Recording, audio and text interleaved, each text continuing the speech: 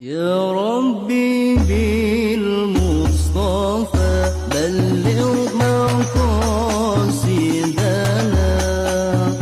واغفر لنا.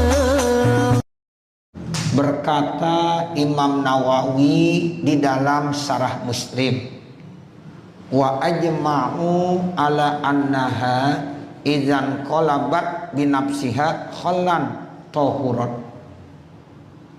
Dan mereka para ulama bersepakat atas bahwasanya khamr, apabila khamr itu berubah dengan sendirinya menjadi cuka, maka hukum khamr tersebut saat itu menjadi suci.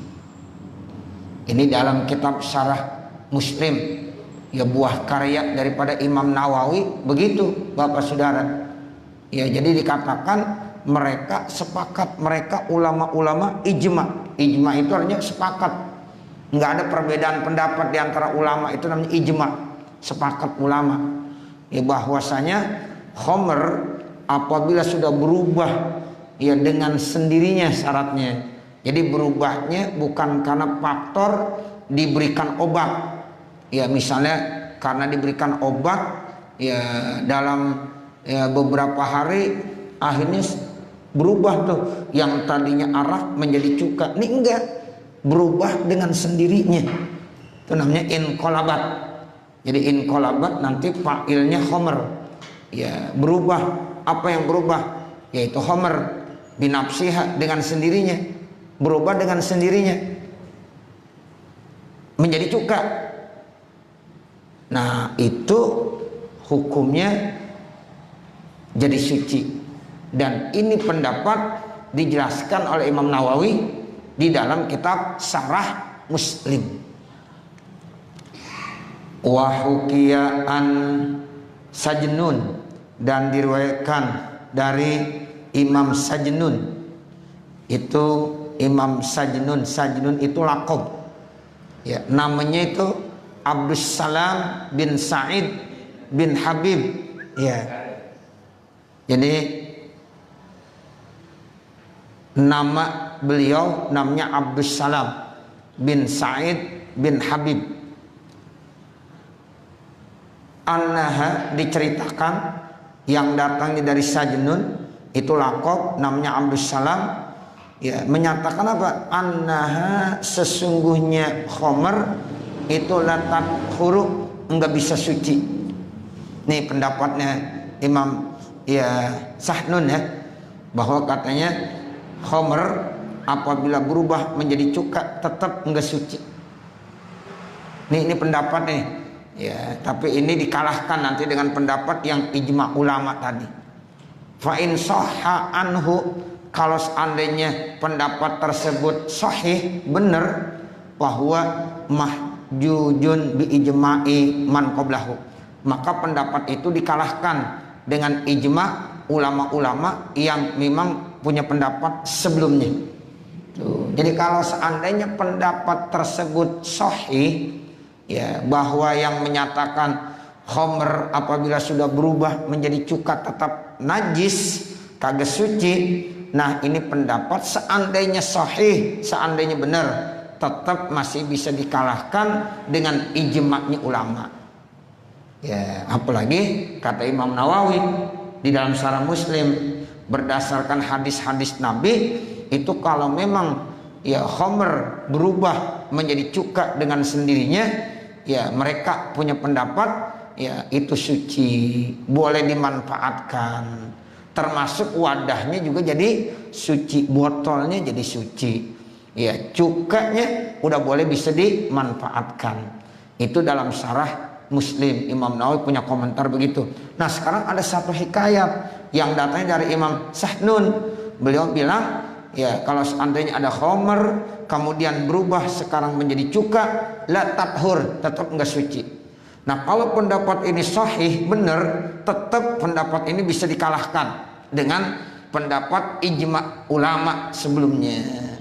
Satu orang melawan orang rame-rame, ya, menurut hukum dalil kalah yang sendiri. Ya, pendapat satu orang itu nggak bisa mengalahkan ijma ulama. Ya, jadi sepakat ulama semuanya menyatakan bahwa suci. Satu orang bilang kagak suci, nah berarti tetap ya pendapat ini seandainya benar pun tetap masih bisa dikalahkan dengan ijma'nya ulama. Itu kaidah fikih begitu. Ya, jadi kalau ada satu pendapat kemudian nggak bisa mengalahkan ya pendapat banyak orang, itu namanya ijma. Makanya kalau udah ijma ulama udah sepakat. Nah, ijma ulama itu kuat. Seandainya ada pendapat yang berbeda satu orang, walaupun seandainya satu orang itu benar, tetap itu bisa dikalahkan. Ya, dengan ijma'nya ulama. Wa in khallalat bi tarhi syai'in fiha min basalin aw hamiratin aw ghairi zalika lam tathur.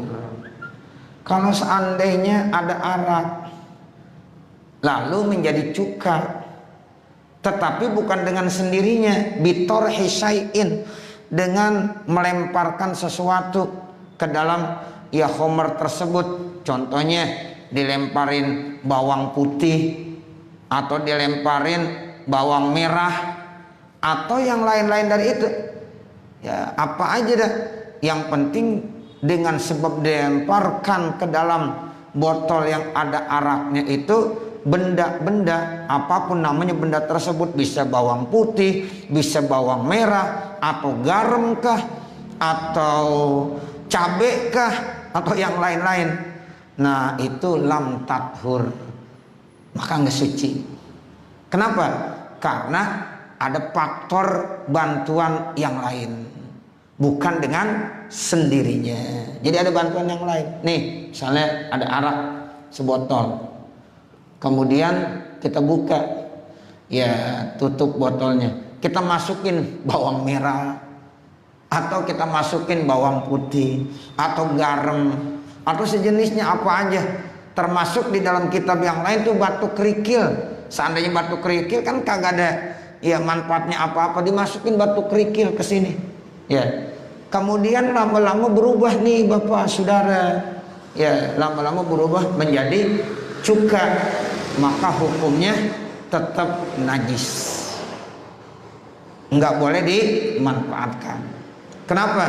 Karena ini tetap khomer, sekalipun udah berubah menjadi cuka, tapi dengan bantuan tadi, ya dimasukin bawang merah, dimasukin bawang putih, garam dan sebagainya. Ya, nah itu namanya ada faktor kesengajaan. Ya itu kalau seandainya lama-lama berubah menjadi cuka, tetap hukum cuka tersebut najis, karena najis tidak bisa dimanfaatkan. Ya itu begitu. Tapi kalau seandainya ini cuka yang ada di dalam botol, maksud saya ini homer yang ada di dalam botol, disimpan lama, ya tiba-tiba berubah dengan sendirinya, bukan lagi jadi homer, jadi cuka dengan sendirinya, maka otomatis homer yang udah berubah menjadi cuka dengan sendirinya suci, makanya bisa dimanfaatkan. Boleh dipakai nyambel, boleh. Nah seperti itu bisa dimanfaatkan. Botolnya pun udah ikut suci, wadahnya pun sudah ikut suci. Itu pendapat ijma ulama yang dikuatkan oleh Imam Nawawi dalam Syarah Muslim, seperti itu. Wala yathurul khallu ba'dahu abada, dan tidak jadi suci cuka tersebut selama-lamanya. Kalau seandainya yang tadi dikatakan cuka ini ya berubahnya ya karena dengan faktor bantuan, yaitu ditaruhkan bawang, garam dan sebagainya, ya sehingga yang tadinya homer menjadi cuka, nah ini tetap najis. Nah kalau udah najis, la yathuru hadza, enggak akan suci ya cuka ini setelahnya selama-lamanya. Tuh, jadi sebulan 2 bulan ya tetap najis, tetap aja dibuang. Ya kan ini bukan homer, cuka, iya tapi cuka ya tetap najis karena berubahannya itu dengan bantuan yang lain. Selamanya tidak akan suci. Walaupun kita simpan setahun 2 tahun, ya tetap aja najis. Walaupun namanya bukan homer, sekarang namanya udah menjadi apa? Cuka. Emang kenapa? Karena perubahannya dengan bantuan yang lain. Dimasukin apa tadi? Bawang. Dimasukin apa? Garam. Atau dimasukkan benda-benda yang lain. Sehingga cuka tersebut ya itu tetap najis. La bi ghuslin, tidak bisa dicuci, wala bi ghairihi, dan juga tidak bisa dengan yang lainnya. Karena udah najis, terus najis. Ya, jadi bagaimana? Buang, udah buang, nggak bisa dimanfaatkan. Wahtuja, dan diambil dalil lizalika, untuk hal tersebut, bi annahu alaihi salatu wassalam, sesungguhnya Nabi alaihi salatu wassalam su'ila anil khamri, ditanya terkait tentang khamr, atat tahizu kholan, bolehkah saya jadikan menjadi cuka? Faqala, lalu Nabi jawab, la, tidak boleh. Rawahu Muslimun, hadis ini riwayat Imam Muslim. Ada datang seorang nanya kepada Rasulullah, ya Rasulullah, ini khamr, ini arak, kira-kira boleh nggak kalau saya jadiin menjadi cuka? Nah, kalau dijadiin kan berarti mesti ada apa? Mesti diproses, mungkin dimasukkan ya barang-barang kimia seperti apa aja. Ya, Nabi ketika ditanya seperti itu, Nabi jawab, la, nggak boleh.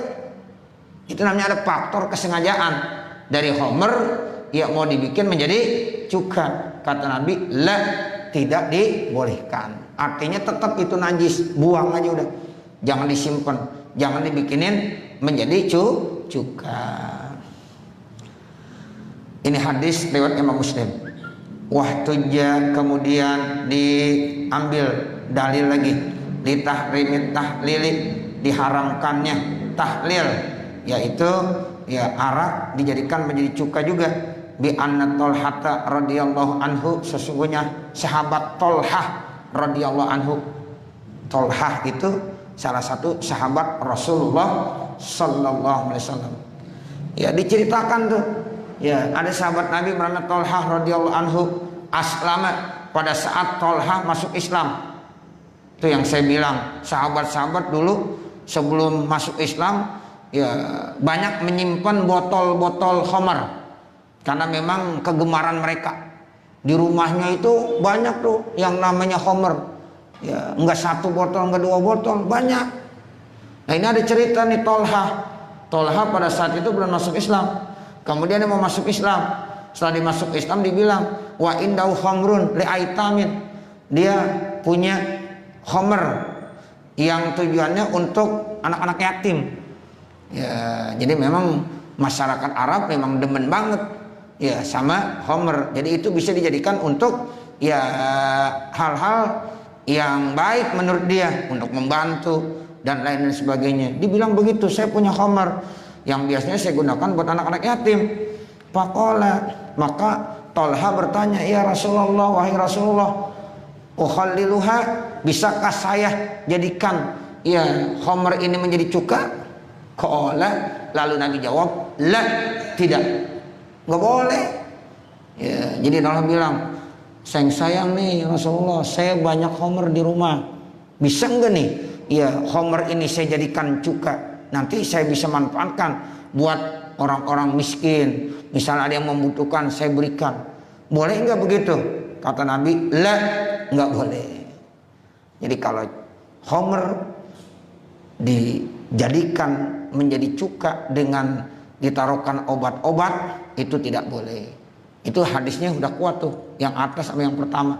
Ya, nah seperti itu. Jadi dari dalil-dalil ini bisa kita ambil kesimpulan bahwa kalau seandainya khamr dijadikan cuka dengan apa bantuan obat-obatan, faktor kesengajaan, itu jelas-jelas nggak boleh. Ya, ini udah ada hadisnya seperti itu. Ya, lalu kata Nabi, ahrikha, udah tumpahin aja. Tuh ahrikha itu artinya tumpahkan saja. Ya, ambil botol, buka botolnya, buang, tumpahin airnya, sehingga ya itu tidak bisa dimanfaatkan lagi. Wali annahu ista'jala al-khala bi fi'lin muharamin fa haruma atau fa hurima. Maka sesungguhnya seseorang yang mempercepat, yang membuat itu dia jadi cuka dengan perbuatan yang diharamkan, ya haram juga. Nah, begitu. Jadi nggak boleh. Ya, jadi artinya kalau ada arak sekarang kita mau bikin ya menjadi cuka, itu pun haram hukumnya, tetap tidak dibolehkan. Karena ada orang, saya mau bikin homer dulu, dari homer nanti saya rubah, saya mau bikin arak, itu nggak boleh, ya haram hukumnya. Kama lau qatala muwarrithahu listi'jalil irsi, bandingannya sama seperti orang membunuh ya orang-orang yang memiliki warisan dengan harapan supaya cepat mendapat warisan. Nggak boleh. Nih si A warisannya banyak, dia berharap kalau si A ini meninggal dunia saya bakal dapat warisan dari si A. Tapi nih A kagak mati-mati, dia berharap bagaimana nih si A ini supaya cepat matinya, ya untuk harapan saya akan mendapatkan warisan. Akhirnya dibunuh itu orang, itu A-nya dibunuh. Ya maka yang membunuh bukan dapat warisan, malah dia kagak dapat warisan. Kenapa? Gara-gara qatil. Pembunuh kan kagak boleh menerima warisan. Contohnya gini dah, ada seorang anak, bapaknya ya itu punya harta banyak. Kemudian ini anak nungguin bapaknya supaya meninggal dunia lama banget. Ya, jadi kagak dapat warisan. Akhirnya bapaknya dibunuh. Bapaknya dibunuh dengan harapan dia dapat warisan. Ya, akhirnya malah anak ini kagak dapat warisan. Yang dapat siapa? Anak yang lain yang kagak membunuh. Ya, yang membunuh dikeluarkan karena qatil itu tidak dapat warisan. Ya, ini nih artinya begitu. Ya, ini ada arak. Sekarang dibikin cuka. Nah, itu tetap haram hukumnya. Walaupun cuka itu asalnya halal, tapi ini asalnya dari arak.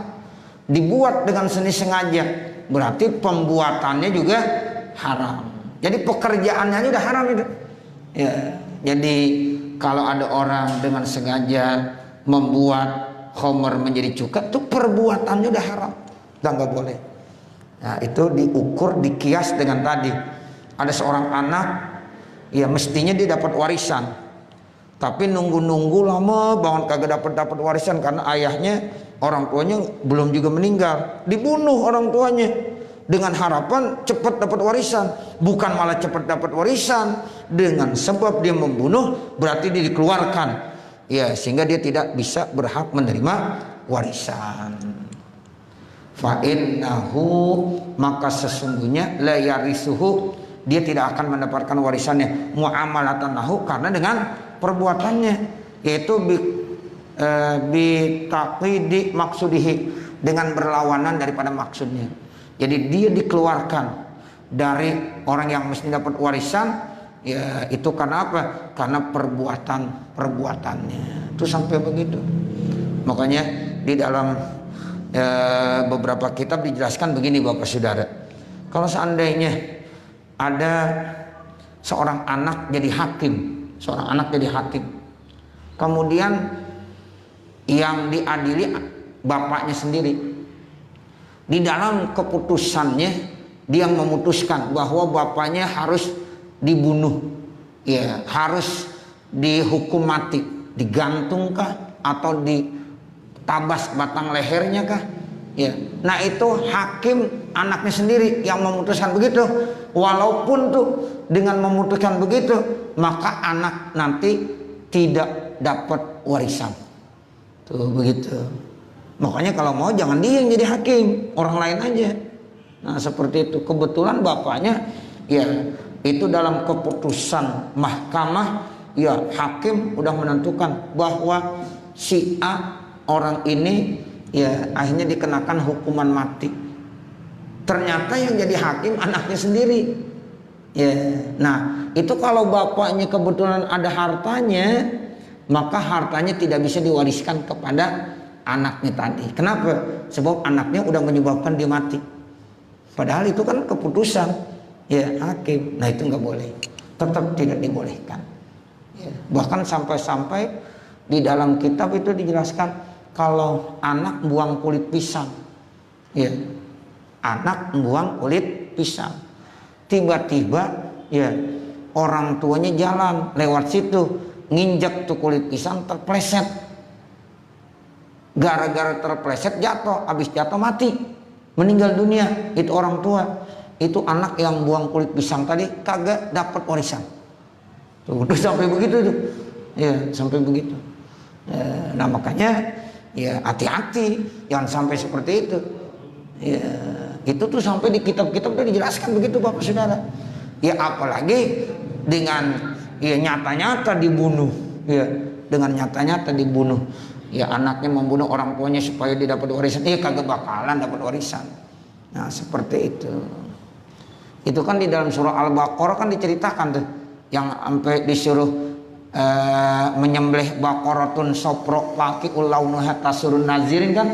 Ya karena ada orang yang dibunuh tuh ya, akhirnya ya, dengan ekor sapi yang begitu, ya kemudian dia bisa bangun lagi, hidup lagi. Ternyata yang hidup lagi itu coba bisa ngomong doang, saya dibunuh sama si A. Nah begitu. Nah yang A ini masih sebenarnya dapat warisan mestinya. Ya karena udah ketahuan, oh dia pembunuhnya, ya kagak dapat warisan. Tadinya tujuannya apa? Tujuannya dia pengen dapat warisan secara cepat.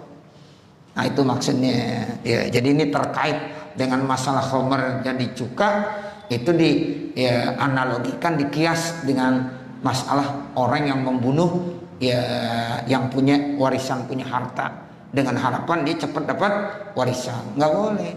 Ini khomer, kita percepat caranya. Bagaimana supaya menjadi cuka? Kita taruh obat-obatan di situ. Nah itu hukumnya haram, nggak boleh. Melakukannya aja nggak boleh. Nah nanti cukanya tetap hukumnya najis. Sampai kapanpun najis, nggak bisa jadi suci. Makanya buang aja udah. Ahrikha, ya udah buang aja, ya ditumpahkan saja. Wa in khallalat, kalau seandainya khomer itu menjadi cuka, la bitarhi syai'in, tidak ya dengan sebab melemparkan sesuatu pihak di dalam khomer tersebut, bi anukilat, ya contohnya khomer itu dipindahkan min syamsin ila dhilin, dari panas matahari ke tempat yang teduh, au aksihi, atau sebaliknya dari tempat yang teduh dipindahkan ke tempat yang kena cahaya matahari. Fa innaha, maka sesungguhnya khomer itu tathuru, udah berubah menjadi cuka, akhirnya suci, ala rajih, menurut kaul yang rajih. Ya, ini ada khomer Bapak Saudara, biasanya ditaruhnya itu selalu kena sinar matahari, kena sinar matahari. Sekarang dipindahin, oh di sini kepanasan nih, cuacanya panas, pindahin ke tempat yang lebih ya adem, ya yang enggak kena sinar matahari. Tiba-tiba gara-gara dipindahin begini berubah, ya menjadi apa? Menjadi cuka. Nah maka ini tetap suci, karena otomatis dengan sendirinya, ya. Atau sebaliknya, ini tempat yang lembab, nggak ada cahaya matahari, kemudian botol arak ini yang berisi arak kita pindahin ke sini. Nah sekarang di sini kena cahaya matahari, di ya tempatnya panas, berarti sehari, 2 hari, seminggu, 2 bulan ternyata berubah. Ini arak sekarang menjadi cuka, tetap suci, boleh dimanfaatkan, karena ini namanya tetap berubah dengan sendirinya. Itu tadi karena faktor alamnya, ya ada cahaya matahari, atau di tempat yang lembab nggak kena sinar matahari. Itu bukan perbuatan kita, bukan, ya itu jadi suci, ya jadi iya. Itu kan namanya dipindahin, nggak apa-apa. Itu namanya faktor apa? faktor ya alam. Bukan kita buka botolnya kita masukkan benda-benda. Ini enggak. Cuma satu di sini dipindahin lagi ke sini. Nah seperti itu. Udah begitu doang. Nah ini tetap suci hukumnya. Karena yang membuat dia berubah bukan perbuatan kita tetapi alam. Yaitu ada cahaya matahari atau lembab. Enggak kena sinar matahari. Walaupun kita yang melakukannya. Ada yang melakukannya pindahin sini. Ada kita pindahin ke sini. Ya, mau istilahnya jemur ke apa ke, pokoknya kita pindahin aja. Dari tempat ini kita pindahin ke tempat sini. Atau dari tempat sini kita pindahin ke tempat yang sini. Nah itu tetap kalau diberubah menjadi cuka maka hukumnya suci ya, sehingga bisa dimanfaatkan. Wakada begitu juga lau putih halwi au, kalau dibuka wadahnya, dibuka nih tutupnya, kan biasanya botol ada tutupnya. Sekarang kita buka tutupnya, kita buka hatta dahalal hawa, sehingga dengan sebab kita buka masuk udara masuk di sini. Boleh juga nggak apa-apa. Yang penting jangan dimasukkan apa-apa. Cuma kita buka doang. Botolnya kita buka doang. Ya dengan sebab kita buka masuk udara. Sekarang berubah. Yang tadinya arak sekarang menjadi apa? Menjadi cuka. Gara-gara kita buka botolnya. Boleh. Tetap hukumnya suci. Ya, dan bisa dimanfaatkan cuka tersebut. Wal farqu, bermula perbedaan baina hadza, antara ini, wa baina ma iza turiha, dan antara ya arak yang apabila dilemparkan pihak ke dalam arak sayun sesuatu, aw waqa bi nafsi, atau dia jatuh dengan sendirinya. Annal waqi'ah, sesungguhnya kenyataannya yang jatuh itu yang disu najis bil khamrati, dengan sebab udah kejatuhan ke dalam ya arak tersebut. Jadi perbedaan begini Pak. Kalau yang tadi, kalau kita buka botolnya kemudian kita masukkan benda ke dalam arak tersebut, otomatis benda itu jadi najis. Ya kan? Nah karena benda itu najis, kapanpun terus najis. Ya, walaupun udah berubah menjadi cuka, ya tetap najis karena ada benda yang najis tadi. Seperti bawang merah, bawang putih, atau kerikil sekalipun. Kerikil kita taruhkan ke dalam homer tadi, maka kerikil itu ketika udah masuk ke dalam homer yang ada di botol ini najis. Nah kalau udah najis, ya otomatis walaupun ini udah jadi cuka, itu karena ada batu kerikil yang najis, ya najis terus. Itu begitu. Tapi kalau kita buka ini botol, kemudian masuk udara, ya itu nggak ada benda-benda, sehingga tetap ya nggak dipengaruhi oleh benda, cuma udara doang yang masuk, atau cahaya matahari, atau lembab nggak ada cahaya matahari, sehingga homer ini kalau seandainya berubah menjadi cuka, ya otomatis jadi suci, karena nggak ada benda-benda yang ada di sini. Itu perbedaannya begitu. Ya, jadi walaupun dengan kita buka botolnya, kan perbuatan kita sendiri tuh, kita buka botolnya, tapi kan nggak masukkan benda-benda ke dalam ya botol yang ada ya araknya tadi, cuma masuklah udara, otomatis kan masuk udara ya, karena dibuka botolnya, mungkin gara-gara udara itu yang masuk sehingga berubah menjadi cuka. Itu tetap suci ya, boleh dimanfaatkan. Itu begitu bedanya. Fa'izastahalat khallan, maka apabila ya itu homer gara-gara dimasukkan benda-benda apapun bentuknya, ya itu kalau udah berubah menjadi cuka tanah jasad, maka tetap najis itu cuka. Kenapa? Bil ainil hasilati fiha, karena ada benda yang udah masuk ke dalam botol tersebut.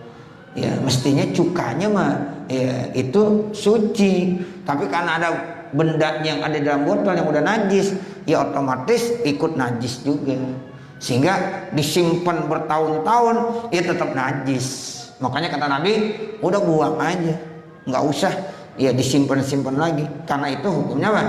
Najis. Wala yakhurun najisu, dan tidak bisa suci itu najis illa bil ma'i, kecuali dengan air. Nah sementara barang cair ya susah dicuci sama air, bagaimana ya kan? Nggak bisa. Jadi kalau yang namanya barang najis itu udah nggak bisa lagi dicuci dengan air ya. Wallahu a'lam, dan Allah yang maha mengetahui.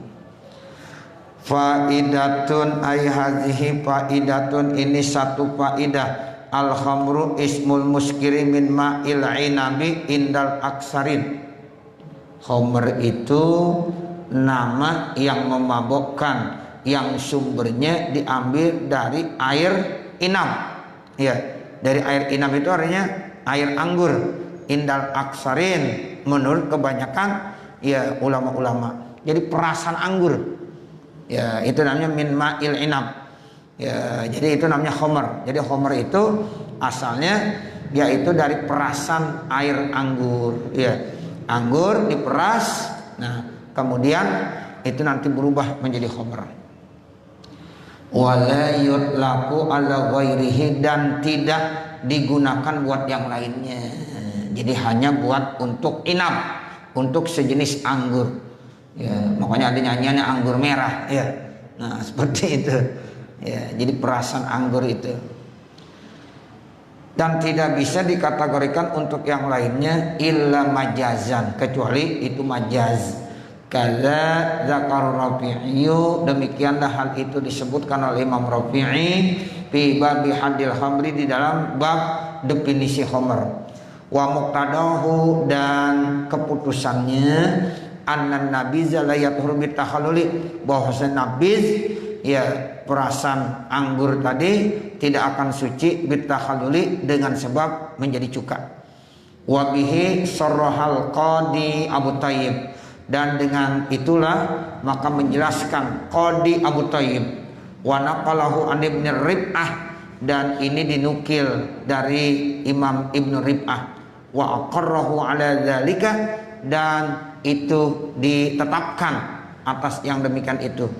Lakin akan tetapi Zakar al-Baghawi telah menyebutkan Imam al-Baghawi annahu, bahwasanya lau alqal ma'ah, kalau seandainya ada orang melemparkan air fi asiril inab, di dalam perasan anggur, halata asrihi, pada saat ya dia memerasnya, lam yadurrohu, maka tidak menjadi apa-apa, bila khilafin, tanpa ada khilaf.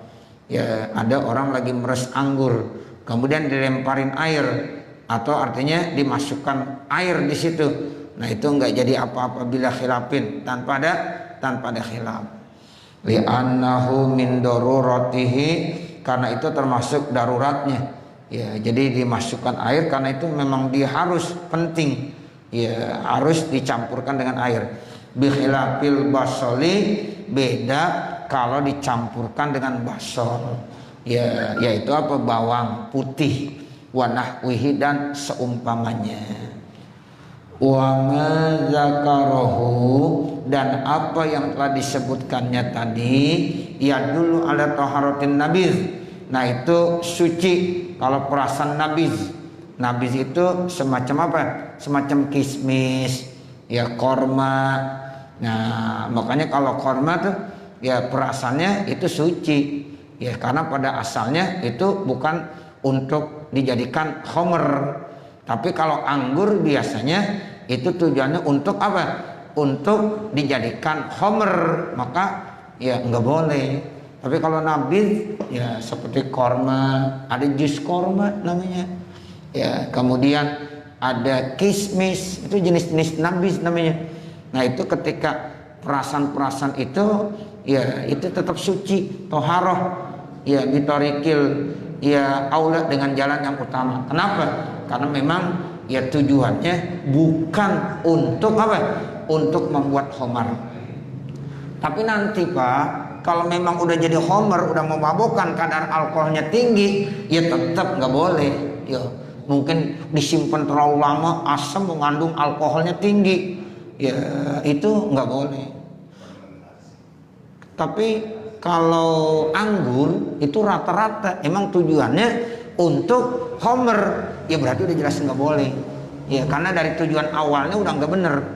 Tapi kalau ya benda-benda yang lain diperas, itu tujuan bukan homer, tapi nyatanya karena tersimpan lama-lama akhirnya mengandung kadar alkohol yang sangat tinggi. Ya kagak boleh juga. Sampai ada orang buat tape gitu ya, kemudian disimpan lama-lama akhirnya kadar alkoholnya tinggi, memabokkan. Dia tahu ini jadi mabok, nah itu lebih parah lagi sebenarnya. Ya itu nggak boleh, haram hukumnya. Ya jadi kalau udah memabokkan, ya udah mengandung kadar alkoholnya tinggi dan itu memabokkan, ya itu udah haram hukumnya. Tapi asal membuatnya enggak, karena memang bukan untuk homer gitu. Ya, jadi dilihat asalnya. Tapi kalau udah jadi nanti, kalau ini udah kita tahu ini bakalan memabokkan, dia minum juga, ya haram. Ya karena itu sudah tidak dibolehkan, bisa menghilangkan akal. Ya sehingga orang udah kagak sadar gara-gara minum.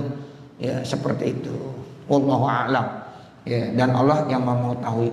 Ada lagi tuak. Kalau tuak di kita kan itu ya apa air ini apa sih? Aren cuka ya. Kalau masih awal masih manis kan? Ya itu namanya tuak model kita. Ya kalau tuak model begitu ya boleh.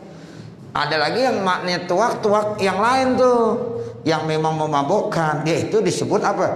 Homer. Itu nggak boleh.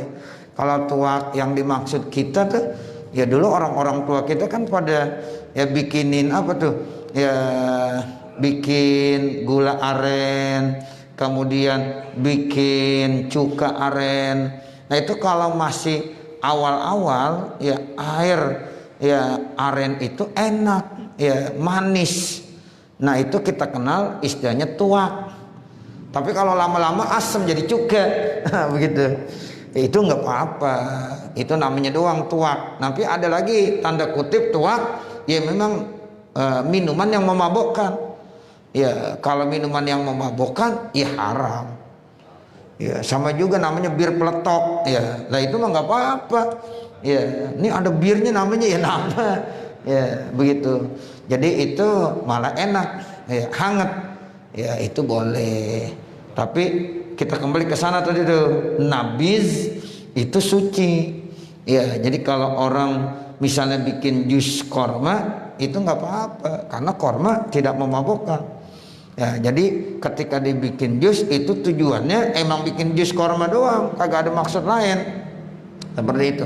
Tapi kalau tujuannya pengen bikin homer, dan homer itu secara definisi tadi min ma'il inam. Tuh. Itu definisinya. Homer itu berarti orang yang memeras dari air apa? Air anggur. Itu indal aksarin. Menurut pendapat ulama begitu. Ya sehingga itu babu hadil homer adanya di situ tuh. Ya sehingga otomatis udah nggak boleh karena itu udah memabukkan.